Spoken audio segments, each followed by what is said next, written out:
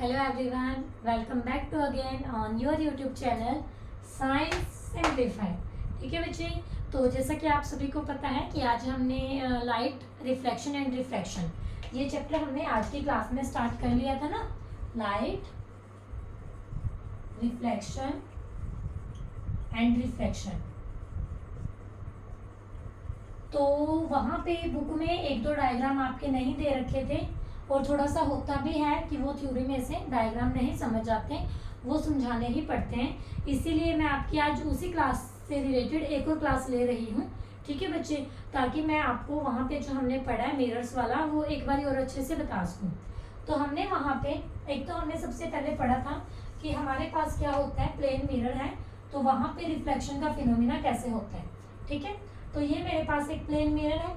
ठीक है बच्चे, इसको कुछ भी नेम दे लो, LN। तो यहाँ पे एक रे ऑफ लाइट ऐसे इंसिडेंस होगी। ठीक है जी, ये एक रे ऑफ लाइट क्या हुई है, इंसिडेंस, इसका नाम रख लो AB। तो ये यहाँ टकराती है, यहाँ टकराने के बाद ये अपना पाथ चेंज कर लेती है, ऐसे चली जाती है। ठीक है बच्चे, तो ये फिनोमिना हो गया रिफ्लेक्शन ऑफ लाइट का। ये होता है रिफ्लेक्शन ऑफ लाइट। ठीक है, by changing the path of light is known as reflection of light. फिर हमने वहाँ पे एक टर्म पढ़ी थी कि नॉर्मल। तो नॉर्मल आपका ये होता है, जो हम ये परपेंडिकुलर ड्रॉ करते हैं ना प्लेन के, ये आपका नॉर्मल होता है। ठीक है बच्चे, यहाँ पे इसको n डैश नाम दे लो। हमने वहां पे एक वर्ड पढ़ा था एंगल ऑफ इंसिडेंस I, और एक हमने पढ़ा था एंगल ऑफ रिफ्लेक्शन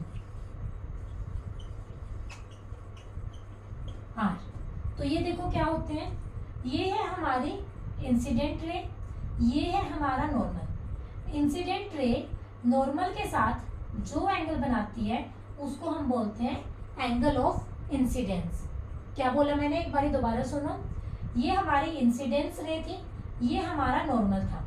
इंसिडेंस रे नॉर्मल के साथ जो एंगल बनाती है उस एंगल को हम बोलते हैं एंगल ऑफ इंसिडेंस। ठीक है, अब ये है हमारी रिफ्लेक्टेड रे और ये है हमारा नॉर्मल। तो ये रिफ्लेक्टेड रे नॉर्मल के साथ जो एंगल बनाती है इसको हम बोलते हैं एंगल ऑफ रिफ्लेक्शन। इसको हम क्या बोलते हैं, एंगल ऑफ रिफ्लेक्शन। ठीक है बच्चे, तो ये मैंने आपको क्यों बताए, क्योंकि हमने वहां पे लॉ ऑफ रिफ्लेक्शन है जो थ्योरी की क्लास में कर लिए थे। इससे पहले चैनल पर एक क्लास ऑलरेडी अपलोड है आधे घंटे की। लॉ ऑफ रिफ्लेक्शन में हमने फर्स्ट वहां पे यही किया था कि angle I is equal to angle R, कि angle of incidence is always equal to angle of reflection. तो समझ आ गया आप सभी को इंसिडेंस एंगल क्या होता है, रिफ्लेक्टेड एंगल क्या होता है। और सेकंड लॉ जो हमने किया था वो ये किया था, incidence ray, reflected ray and normal all lie in the same plane. तो दिख रहा है सारे एक ही प्लेन में है ना, कोई ये तो नहीं है कि इधर चला गया। ये आपका XY प्लेन है एक, तो इसी में है ना ये सभी, बाहर तो नहीं गए। तो वो था आपका सेकेंड लॉ। अब उसके बाद मैं आपको बताती हूँ मिरर्स का, कि हमारे मिरर्स हैं जो कैसे होते हैं। हमने मिरर्स के 2 टाइप किए थे, उसके रिफ्लेक्शन के बेस पे, रिफ्लेक्शन पोर्शन के बेस पे। फर्स्ट हमने किया था कॉनकेव मिरर, सेकंड हमने किया था कॉन्वेक्स मिरर। तो कॉनकेव मिरर क्या होते हैं, कॉनकेव मिरर में जैसे ये मिरर है, तो हमने बताया था कि जो इसका रिफ्लेक्टेड पार्ट होता है वो हमारा इनसाइड होता है। इनसाइड मतलब जैसे ये मेरा मिरर है, ठीक है, और ये इसका रिफ्लेक्टेड पार्ट होगा। ये इसका क्या होगा, reflected part. Ray of light ऐसे यहाँ आएगी, टकरा के ऐसे चली जाएगी। ठीक है बच्चे, और ये होगा इसका पॉलिश पार्ट। ये देखो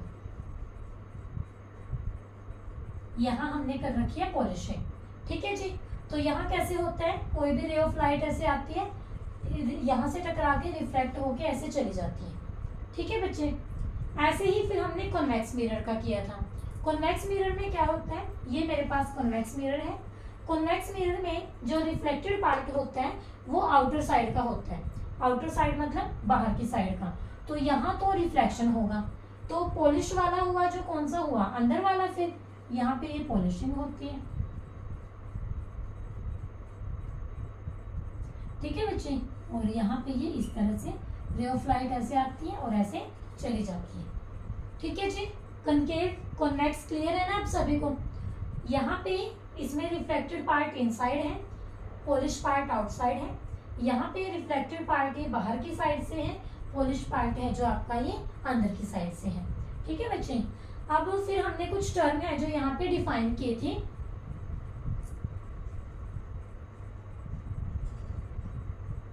तो कनकेव मिरर में हम वो टर्म डिफाइन कर लेते हैं।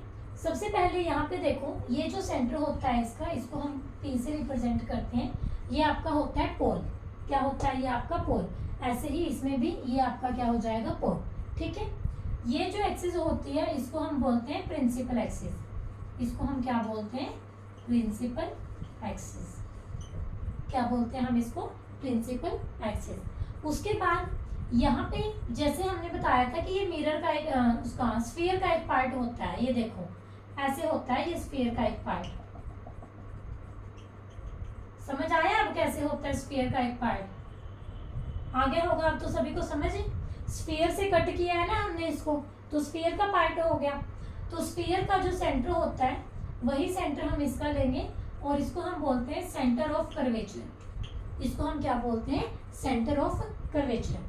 और एक जगह पे आपका एफ होता है जहाँ पे सभी रेज मीट करती हैं। जैसे यहाँ से भी कोई रे गई तो यहाँ से पास होगी। ठीक है, इसको हम बोलते हैं फोकस और इस लेंथ को हम बोलते हैं पीएफ को फोकल लेंथ।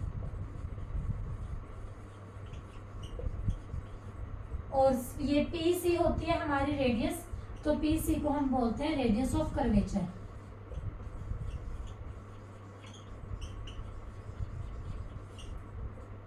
ठीक है बच्चे, सी हो गया, एफ हो गया, प्रिंसिपल एक्सिस हो गई, पोल भी हो गया, और कुछ रह गया हो? रेडियस ऑफ कर्वेचर बता दी, फोकल लेंथ बता दी। ठीक है, सेम ऐसे ही हमारे पास इसमें होगा। ठीक है बच्चे, तो ये हमने मिरर्स के बारे में बेसिक कर लिया है। फिर कल की क्लास में हम इसके इमेज फॉर्मेशन करेंगे और फिर एक दिन हम अपने लेंसेज के इमेज फॉर्मेशन करेंगे। वो सब भी मैं आपको यहाँ बोर्ड पे ही करवाऊंगी। ठीक है बच्चे, थ्योरी क्लासेस है जो वो भी साथ के साथ रहेंगी, मतलब कि वो जो हम लाइन टू लाइन एनसीईआरटी को रीड करते हैं, क्योंकि ये मैं चाहती हूँ कि आपकी सिंगल लाइन भी मिस ना हो। ठीक है, बट मैं ये भी चाहती हूँ कि आपका कॉन्सेप्ट भी क्लियर हो कि वहाँ डायग्राम में एक्चुअली वो क्या समझाना चाह रहा है। ठीक है बच्चे, तो मैं उम्मीद करती हूँ कि ये आपको समझ आया होगा सभी को। और फिर भी किसी भी स्टूडेंट को कोई भी डाउट हो तो आप लोग कमेंट बॉक्स में कमेंट करके पूछ सकते हो। ठीक है बच्चे, so thank you very much. Stay connected with science simplified.